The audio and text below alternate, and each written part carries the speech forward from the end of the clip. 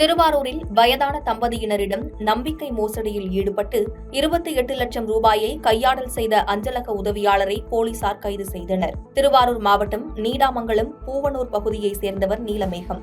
இவர் பூவனூர் கிளை அஞ்சல் அலுவலகத்தில் அஞ்சலக உதவியாளராக பணிபுரிந்த செந்தில்வேலன் என்பவரிடம் கடந்த 2018ஆம் ஆண்டு தன்னுடைய பெயரில் அஞ்சல் நிலையத்தில் 25 லட்சம் ரூபாயை டெபாசிட் செய்யுமாறு காசோலையை கொடுத்துள்ளார்.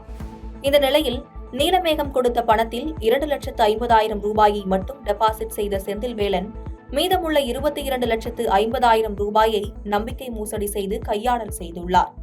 அதேபோல் நீலமேகத்தின் மனைவி சுசீலாவும் தனது பெயரில் 7 லட்சம் ரூபாய் டெபாசிட் செய்யுமாறு அவரிடம் காசோலையை கொடுத்துள்ளார். ஆனால் வெறும் 70,000 மட்டும் டெபாசிட் செய்த அவர் 6,30,000 ரூபாயை மோசடி செய்துள்ளார். இந்த நிலையில் கடந்த 2020ஆம் ஆண்டு நீலமேகம் உயிரிழந்த நிலையில் அவரது மனைவி சுசீலா அஞ்சல் நிலையத்திற்கு பணம் பெற சென்றுள்ளார். இதையடுத்து அஞ்சல் நிலையத்தில் விசாரித்த போது செந்தில்வேலன் மோசடி செய்ததை அறிந்த நிலையில் அஞ்சல் துறை உயரதிகாரிகளிடம் சுசீலா புகார் அளித்துள்ளார். இதையடுத்து விசாரணைக்கு பின்னர் செந்தில்வேலன் மோசடியில் ஈடுபட்டது தெரியவந்த நிலையில் அவர் காவல்துறையினரிடம் ஒப்படைக்கப்பட்டார். இதனைத் தொடர்ந்து அவரை நீதிமன்றத்தில் ஆஜர்படுத்தி போலீசார் சிறையில் அடைத்தனர்.